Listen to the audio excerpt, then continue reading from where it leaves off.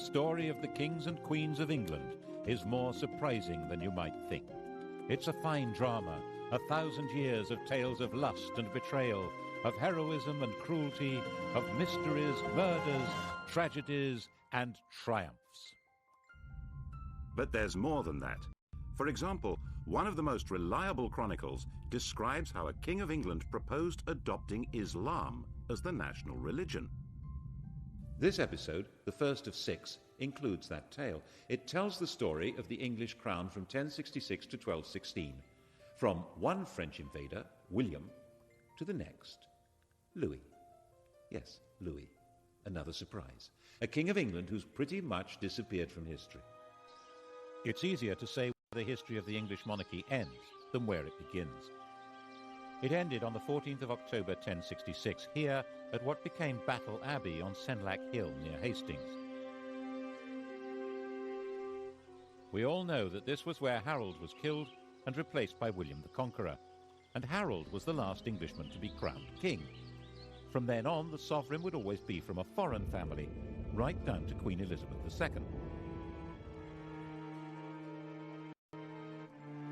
So a history of the kings and queens of England isn't like the history of kings and queens anywhere else in the world.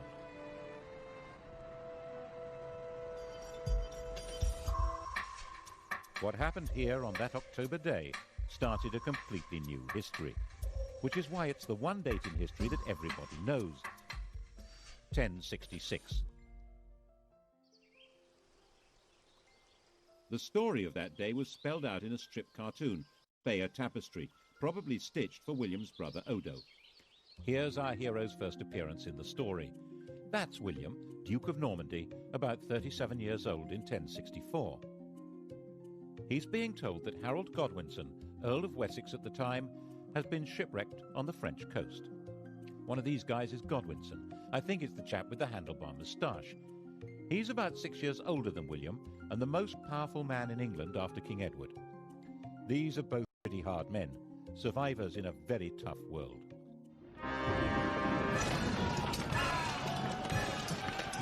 William spent his whole life fighting for survival and was good at it. By the time he was 20, he'd established complete control over Normandy. From then on, he was fighting to hang on to what he had. He got Harold to help him in one of those battles, capturing Mont Saint-Michel, becoming the next King of England. Which, as the tapestry very clearly shows, is not what happened.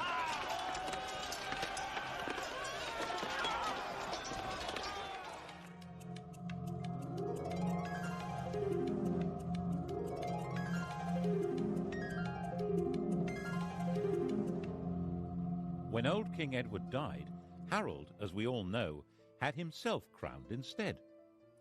Actually, to be a bit more precise, he had himself elected king. The crown of England in those days was not inherited, but awarded. In William's view, this had all gone very badly wrong, so he set about putting it right. The Norwegian ruler, Harald Hardrada, took a similar view. There was an old Norwegian claim to England, which he decided to revive by launching an invasion of his own. Their two fleets arrived within a few days of each other, one in the north of England, one in the south. Both fleets were probably about the same size, about 500 ships. King Harold rushed north and destroyed Hardrada's army. Only about 34 ships made it back to Norway. Then he rushed south. And this time, of course, he failed to pull it off. We don't know for sure that the man with the arrow in his eye is Harold, but he certainly died at the battle. He and his axe-wielding, spear-carrying army of Danish and Anglo-Saxon noblemen were simply swept away. In their place were the new rulers of England, Normans on horseback. William was their master, master of the country. He owned it.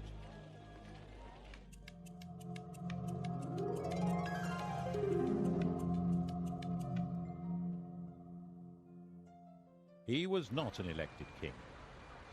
When he went to London to be crowned on Christmas Day, the population, thinking that was their duty now, tried to elect him. They acclaimed him with loud shouts. The Normans, not knowing what was going on, thought this was some kind of uprising. They rushed out of Westminster Abbey and burned London down. England had become a new kind of kingdom, one which was owned lock, stock and barrel by its king. The story we're telling through this series, the story of 1,000 years of English history, is the story of this alien conqueror and his successors to the throne. It's the story of how they changed England and changed with it, eventually turning into puppet rulers, symbols of power they cannot wield, and how in that transformation they survived through tides of revolution and republicanism, so that today, while they're not quite the only surviving royals in Europe, they alone still lay claim to majesty. Now, how did that happen? William's reign is really the story of a warrior lord taking all power into his hands. He confiscated all the privately owned land in the country. Its new occupiers were tenants of the king, bound to him. People of the north of England, with their Viking capital at York, were much more bound to Scandinavia than to Normandy. They refused to submit. He punished them by destroying all animals and all crops between York and Durham. According to the chronicles, he celebrated Christmas 1070 in the ruins of York.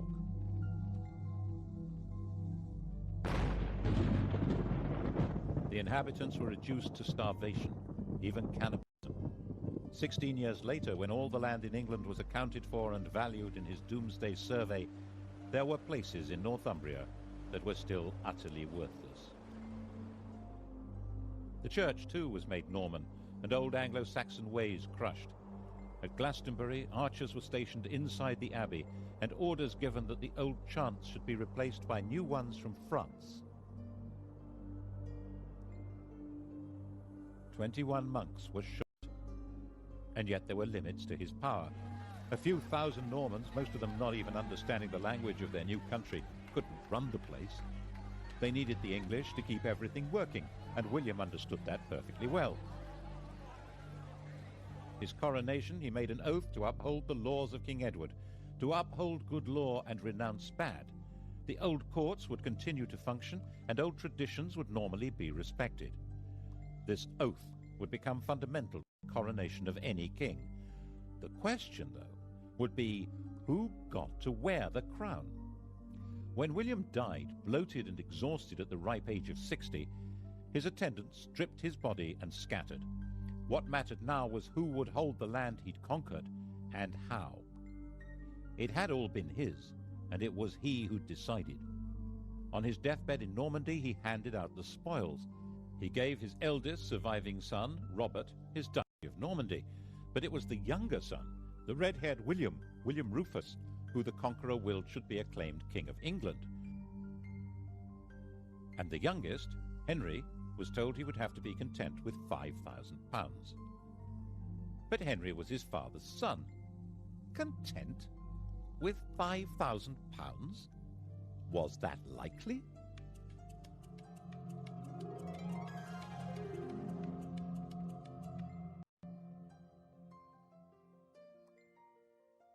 The key to the plotting that followed was that, of course, none of the brothers was content. Henry stirred the brew of resentment that made Robert try to take the kingdom of England from William, and aids weakening them both. Eventually, Robert, tiring of the whole struggle, decided it would be more satisfying to fight Saracens than his brothers, and went off on crusade. William was now secure and powerful, and Henry changed his policy. He was now William Rufus's very best friend. The Bishop of Lincoln later said that when Henry praised anyone, he was sure to be plotting that person's destruction.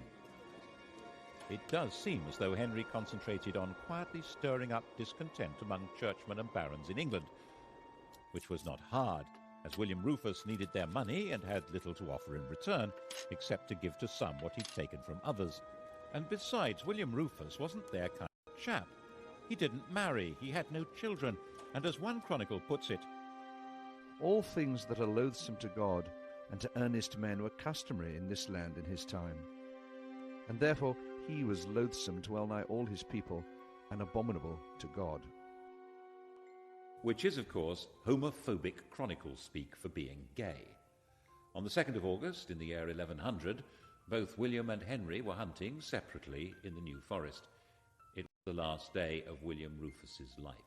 No one knows who fired the arrow that ended the reign of William Rufus. His companion Tyrrell immediately fled, and disappeared abroad. William's body was abandoned where it lay, at a spot still marked by this stone. The next day, local peasants took it in a cart to Winchester. Henry had arrived before them. Winchester was where the royal treasure was kept. He demanded the treasury keys from the guards. They refused to hand them over, saying that Robert, his elder brother, was the rightful heir.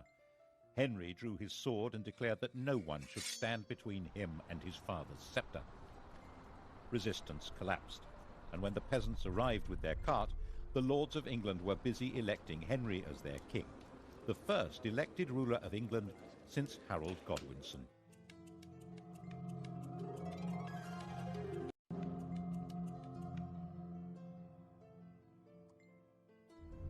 The Bishop of Winchester refused to give the corpse a Christian burial. Out of respect for his royal status, William Rufus was nevertheless interred under the cathedral tower, and when that collapsed a few years later, everyone said, "Told you so." Henry's coronation at Westminster was an attempt to ensure his authority to rule. He was 32 years old. His father had won the country by force of arms, and his barons backed him for rich rewards. But why would anyone want a king now? Alongside his sanctification by the church, he issued claims to treat their tenants as he treated them. He claimed that the crown changed his nature. He was no longer an ordinary human being. As the anointed king, he held special, divinely granted powers. His touch was supposed to cure scrofula, swollen neck glands from tuberculosis. This magic power, which became known as touching for the king's evil, was practiced by English monarchs for the next 700 years as proof of their divine authority. He also quite smartly understood that it was a good idea to promote new people to positions of power. Those who were already great barons didn't need a king, but men on the make would support him. By the time Robert was able to mount a challenge to Henry, it stood no chance. He agreed to recognize Henry as King of England in exchange for a pension. Of course, it didn't last. Henry ended up invading Normandy in 1106 and imprisoning his brother for the rest of his life. This is his tomb in Gloucester Cathedral. The question of who was entitled to succeed to the crown was still, when you came down to it, a matter of brute force. But Henry's victory had a profound symbolic meaning, because it changed the status of the English crown.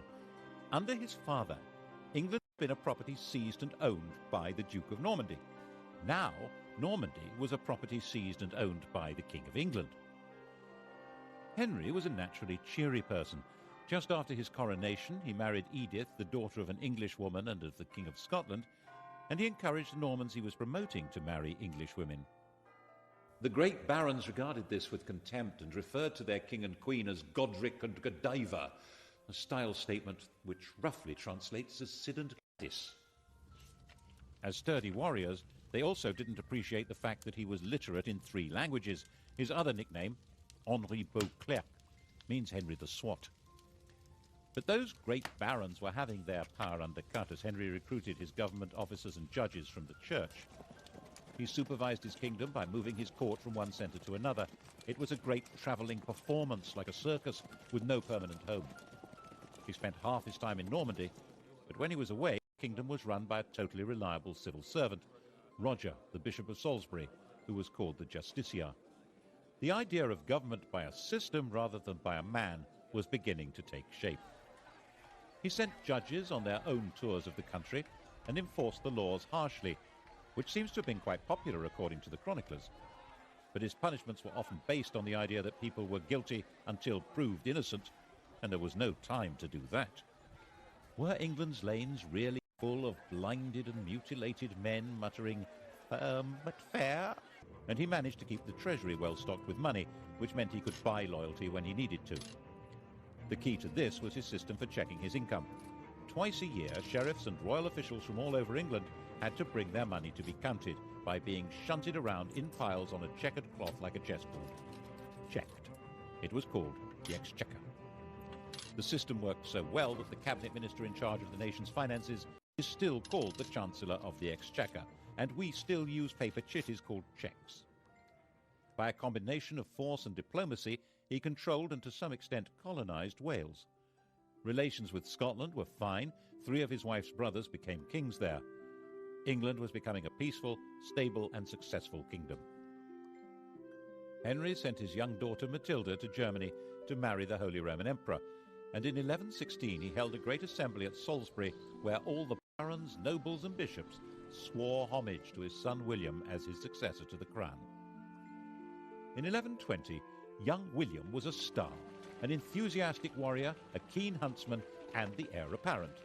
He'd been in Normandy with his father fighting the King of France, and the whole party was returning to England. William and his pals were travelling in a brand new ship, the White Ship. They were the 12th century English jet set, the millionaire knightly lads who were heirs to most of England and Normandy. Once they got on the ship, there was a terrific party. Alcohol was taken, and how? Soon it became really rowdy. The Hooray Henrys yelling at one another and throwing off a bunch of priests who'd come to bless the voyage. William's cousin, Stephen of Blois, had an upset stomach and he felt he needed a bit of peace and quiet, so he decided to go ashore and take a later ship. By the time they got to sea, it was already dark and the other ships were way ahead. The wind was light. William decided to catch up with the king and ordered the chaps to start rowing. The master was as drunk as anyone else, so they began to speed into the dark, 50 oars pushing this state-of-the-art longboat at a terrific lick. That was when they sailed straight into a rock and smashed the ship open.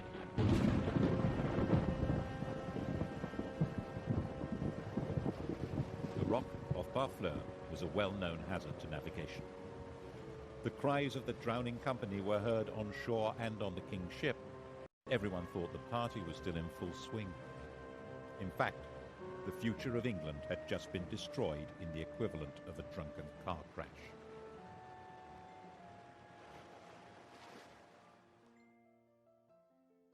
It's said that Henry never smiled again. You can see why.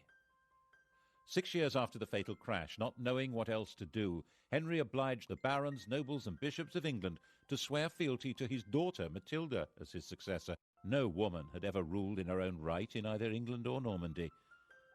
Her husband, the Emperor, was dead, but for strategic reasons he had Matilda marry the son of the Count of Anjou.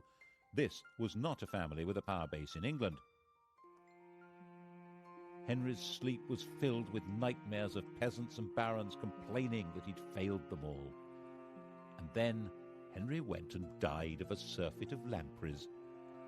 How does that happen? A lamprey is a parasitic fish that looks as if it belongs in a bush tucker trial. Henry loved them. His doctor had put him on a diet that involved not eating lampreys, and he got a fever and died after ignoring the advice. And the doctor said, as doctors do, "I warned him." By the time Henry died in 1135, it was all falling apart. He was 67 years old, and he'd gone a long way towards defining the job of a King of England. But the fundamental problem, who was entitled to that job, had still not been solved.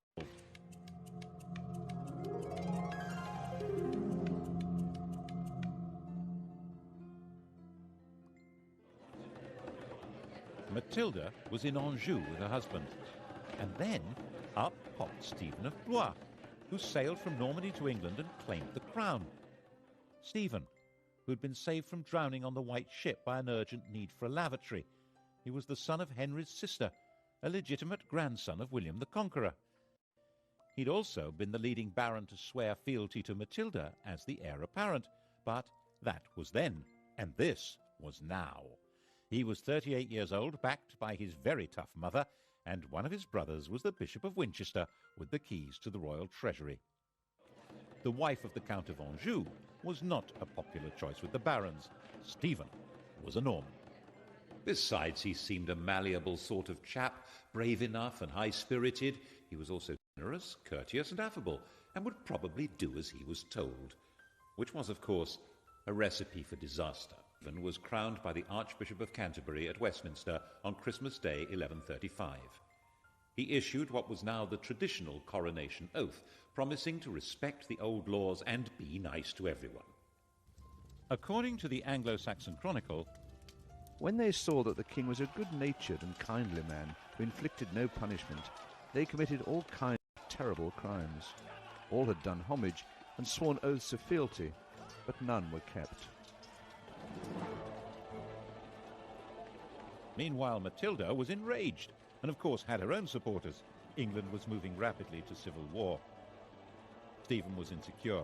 He surrounded himself with people from near Blois, Flemings, which didn't go down well with the barons. He bought loyalty until it... By the time Matilda landed to claim her throne in 1141, Stephen was trying to put down rebellion after rebellion.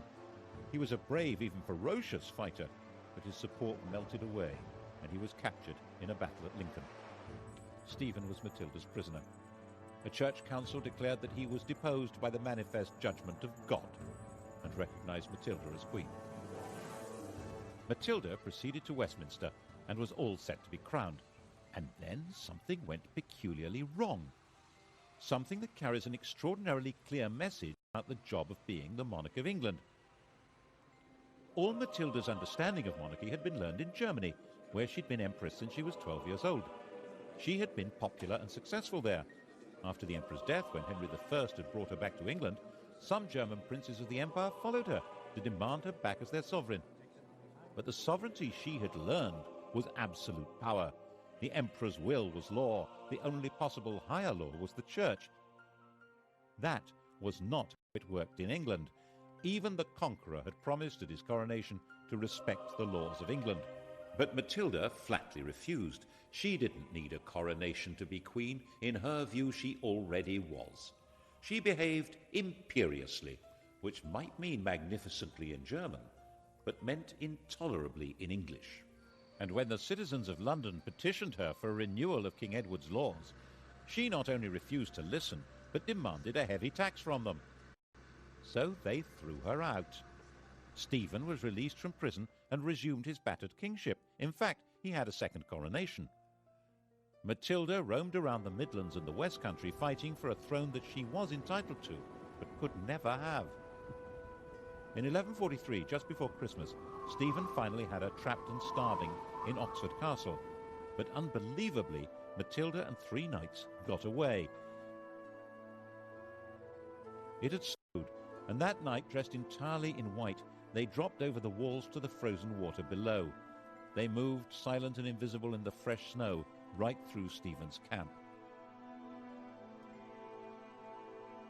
It was another 5 years before Matilda gave up and returned to Normandy. But she simply handed the torch to her son Henry, who came to England when he was 16 to carry on the struggle.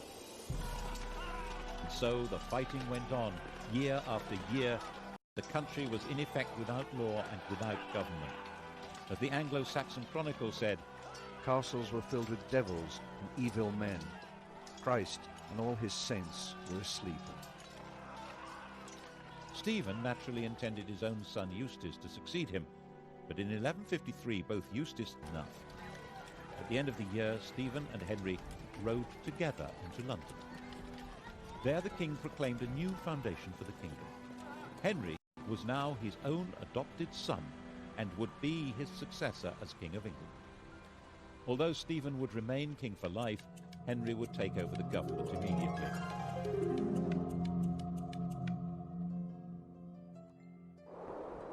The next year, utterly worn out, King Stephen retired to his grave. On the 19th of December 1154, there was a double coronation in Westminster Abbey.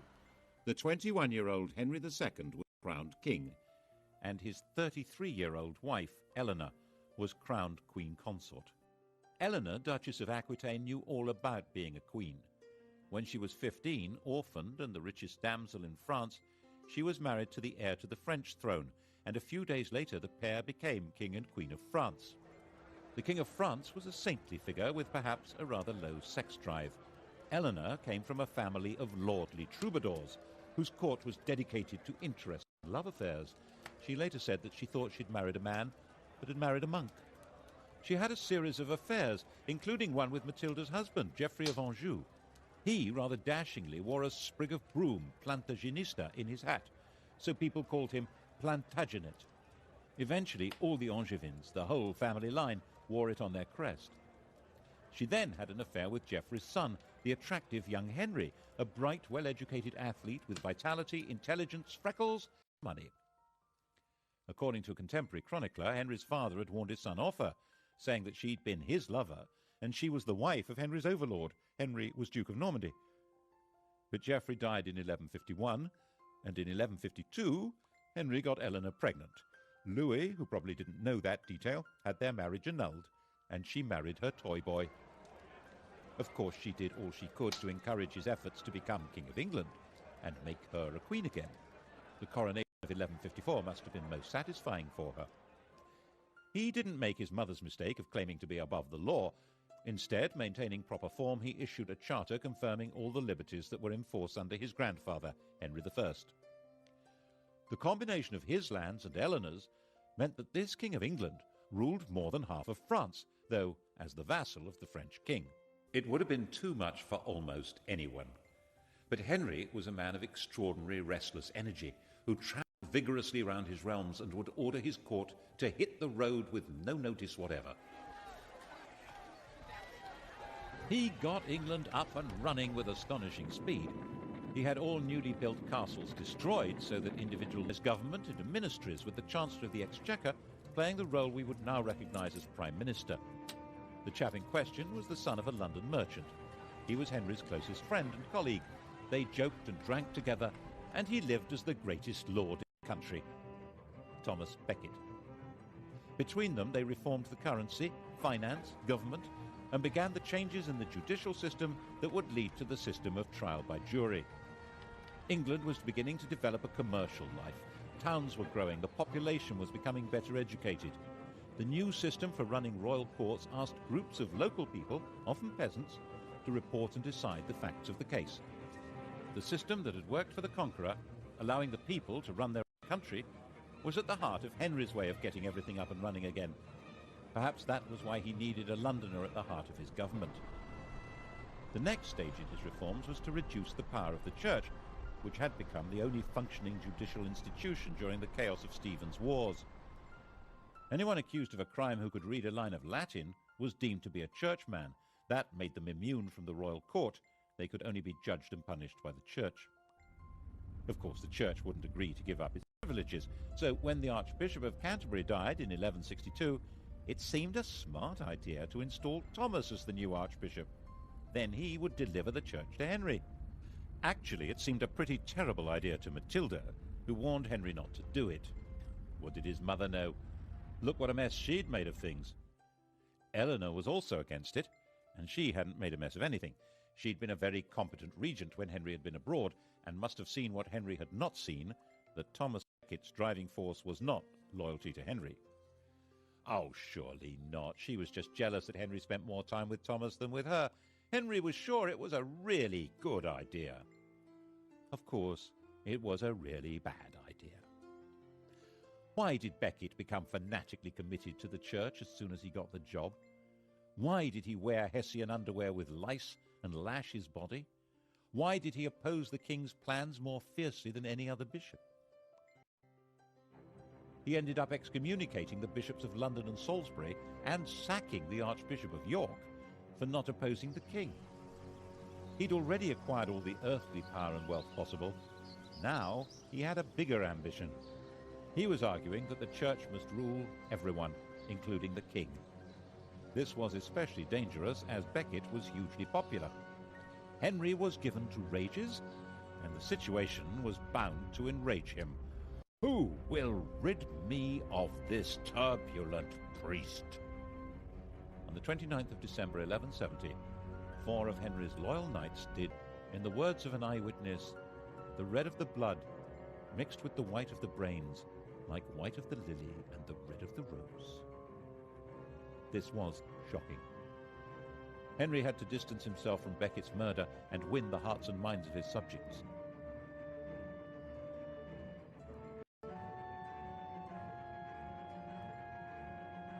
Becket was immediately the most popular martyr in the country. 100,000 pilgrims flocked to the site of his death. He would obviously be made a saint as soon as possible. The danger, of course, was that the Pope would excommunicate Henry and pronounce an anathema against him as the murderer of England's primate. The population would turn against him in England, and the King of France would seize his vast lands across the Channel. Henry immediately fasted, went into extravagant mourning, and then did penance, Prostrating himself before the Canterbury altar, he was publicly lashed by a monk. It worked. He saved his kingdom from the Pope. Saving it from Eleanor was much more difficult. Eleanor and Henry had drifted apart, partly because of his love affairs and partly because she feared that Henry's adventure with Becket threatened her own beloved Aquitaine. She had gone back there. She set up her own court, the Court of Love, and that was where she raised her sons as romantic warriors and plotted against him. Henry imprisoned her there for 16 years, but her plots continued unabated. She supported her older sons in rebellion against Henry, trying not only to ensure her control over her own lands, but to take over from him. The only one who remained loyal was John, the youngest. In 1189, the oldest surviving son, Richard, inflicted a major defeat on his father. Henry met Richard near the Loire to arrange peace terms, but when they publicly embraced, Henry quietly growled, "May the Lord spare me until I've taken vengeance on you." The second had been defeated in battle by his own eldest surviving son, Richard. Only one of his sons had remained loyal, the youngest, John. Back in his own chateau, Henry asked for all Richard's supporters to be read out. The first name on the list was John's. Henry was heartbroken. He died in delirium a few days later.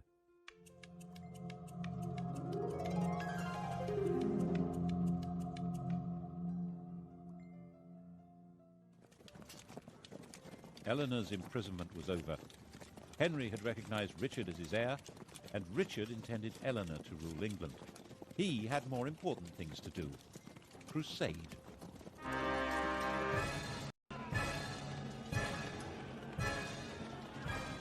Eleanor had been a feudal army, and now the Saracens had reconquered Jerusalem. Richard the Romantic, Richard the Lionheart, was a totally fearless warrior whose whole upbringing had been based on Eleanor's idea of chivalry. Poet and swordsman, Christian knight and tournament hero, a handsome and dashing leader of armies, Richard tried to live out the fantasy life of one of the heroes of Arthurian literature from the stories told and sung in the Court of Love. He came to London for his coronation, but only so that he could collect the funds to pay for his great crusade to recover Jerusalem from Saladin. He went off on his crusade, declaring that he would sell London if he could find a buyer.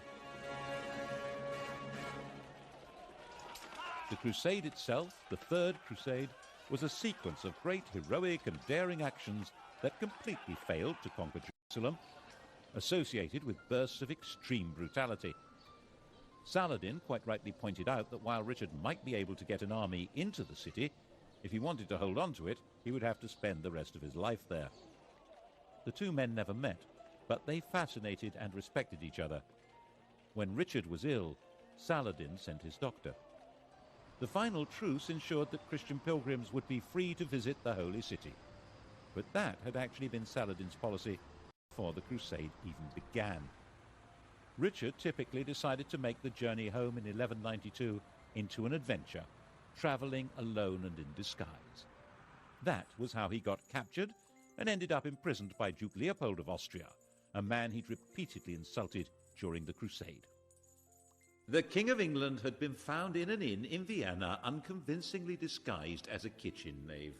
The ransom Leopold demanded was £100,000, about 8 years' income to the exchequer. Richard's recklessness was crippling for the kingdom and eventually fatal for him.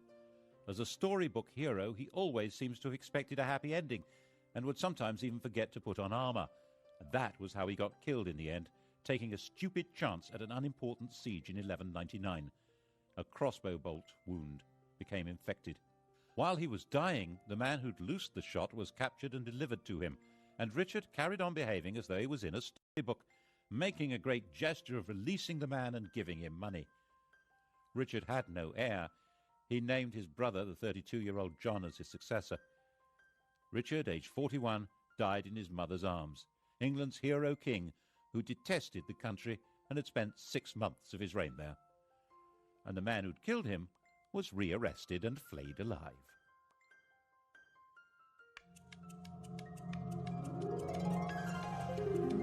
Brother John was never meant to be king. His father had called him John Lackland because there was originally no part of the huge Angevin Empire left for him. And the three problems that lurked at the core of monarchy in England now became crises. How did succession work? What was the balance between the king and the church? And what legal limits existed on royal power, especially when it came to taxes? To begin with, was he really Richard's proper successor? One of his elder brothers, Geoffrey, had died leaving a son, Arthur, and there were barons in Anjou and Maine who argued that this 13-year-old was the proper successor. They were supported by Philip, King of France. The only way to settle a succession dispute was by violence, so John went to war. His men captured the boy, and he was never seen again. It was generally believed that John drowned him, which was the wrong way to solve the problem. It guaranteed that Arthur would not be king, but it left a very nasty smell. It didn't stop the King of France from keeping the war going, and by 1205 John was driven out of most of France, including Aquitaine and even Normandy. The issue of church power also came up again. It was John's bad luck to be confronted by an exceptionally militant and aggressive pope, Innocent III. Innocent maintained that kings had to submit to popes. When the Archbishop of Canterbury died, Innocent announced that Stephen Langton, who happened to be English, was the new archbishop. John refused to accept the pope's man. Rome wouldn't give ground, and neither would John. In 1209, the Vatican excommunicated the King of England and his whole kingdom. Back in England, John attempted to carry on regardless. The Pope declared John deposed, and that anyone who even spoke to him was excommunicated. According to one chronicler, John decided at this point to join the enemy. In 1213, he sent a delegation to the Emir of Morocco, offering to adopt Islam and turn England into an Islamic country in return for protection. That would have turned history upside down. Is it true? The Emir, according to the story, told the envoys not to be so silly.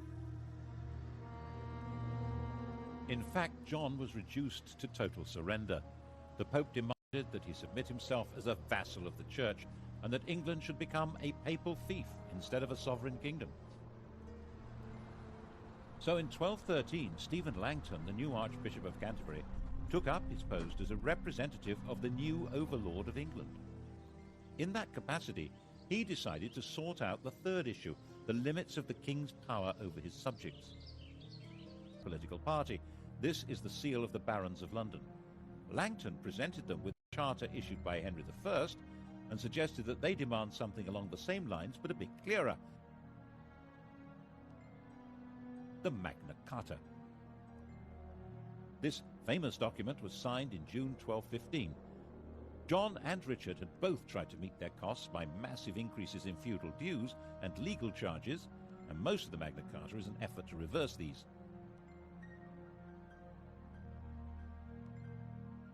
But there are also other clauses that show that Langton and the barons thought that laws must bind the king himself as well as everyone else.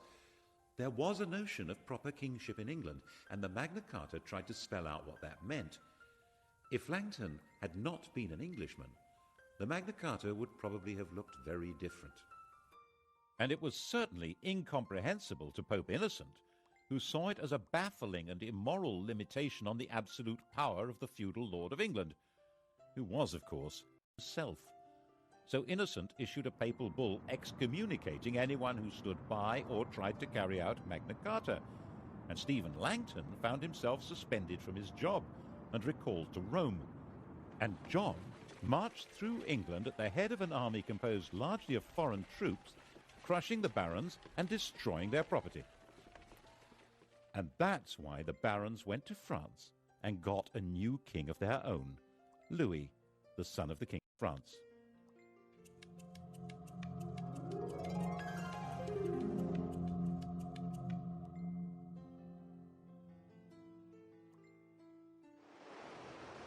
And so came the second French invasion of England in 1216.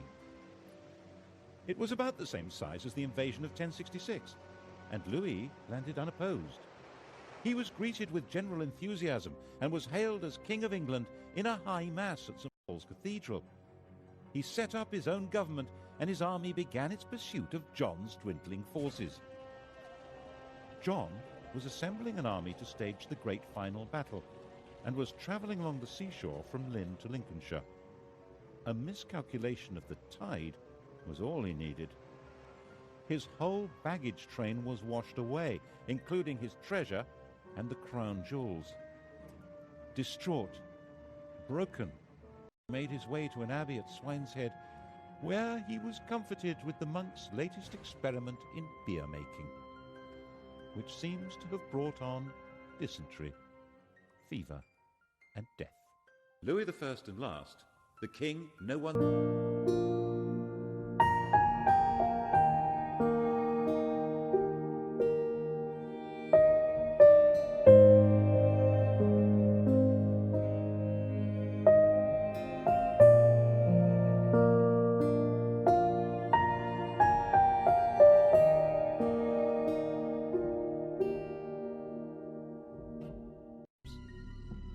King Harold rushed north and destroyed Hardrada's army.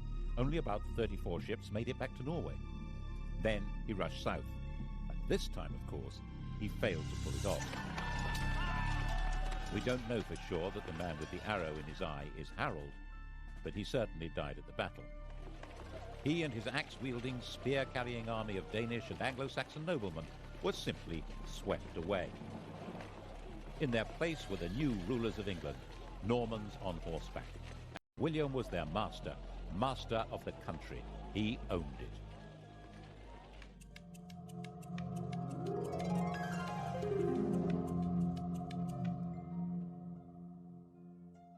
He was not an elected king.